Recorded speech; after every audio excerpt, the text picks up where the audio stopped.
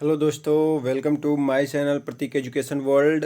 तो चलिए मित्रों, बात करते हैं एक महत्वपूर्ण टॉपिक परिमेय संख्या। मित्रों, परिमेय संख्या मतलब एक ऐसा महत्वपूर्ण विषय बिंदु है कि इसकी हर मतलब मैथ की बातें होती हैं तो वहाँ पे इसका जिक्र होता है। भाई परिमेय संख्या होता क्या है, और परिमेय संख्या का एक सहसंबंधी और परिमेय संख्या भी होता है। तो ये चीज़ हमेशा दिमाग में एक ऐसा प्रश्न चिन्ह बना हुआ रहता है कि अनसेटिस्फाई हो जाता है आदमी कि आखिर में परिमेय संख्या क्या है और परिमेय संख्या क्या है।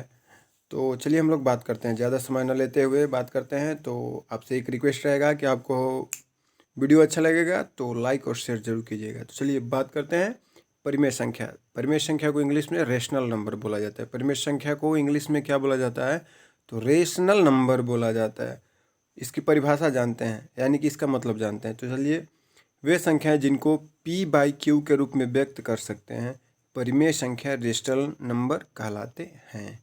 वे संख्याएं जिनको p बाई क्यू के रूप में व्यक्त कर सकते हैं परिमेय संख्या रेशनल नंबर कहलाते हैं, जहां q बराबर जीरो नहीं होता है। मित्रों, ये ध्यान रहे कि जहाँ पे q है यानी कि p बाई जो q है वहाँ पे q बराबर जीरो कभी भी नहीं हो सकता है। उदाहरण में देखते हैं हम लोग 12/15, 21/25, 5/12 और ये है 8, और 8 बराबर 8/1 लिखे हुए हैं। इसको थोड़ा सा समझना पड़ेगा आपको कि जैसे अगर केवल 8 या 5 या 4 कोई भी मतलब नंबर अगर सिंगल दे दिया जाता है, जैसे 8 है तो 8 को हम 8/1 लिख सकते हैं।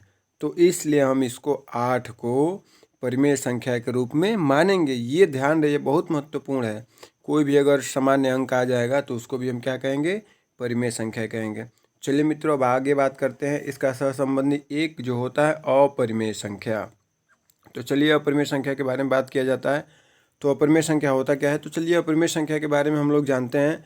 अपरिमेय संख्या को बोला जाता है इरेशनल नंबर। अपरिमेय संख्या को क्या बोला जाता है मित्रों, इरेशनल नंबर। तो चलिए इसके बारे में जानते हैं कि इसकी परिभाषा क्या होती है। तो वे संख्याएं जिनको p बाई क्यू के रूप में व्यक्त नहीं किया जा सकता उसे अपरिमेय संख्या कहते हैं।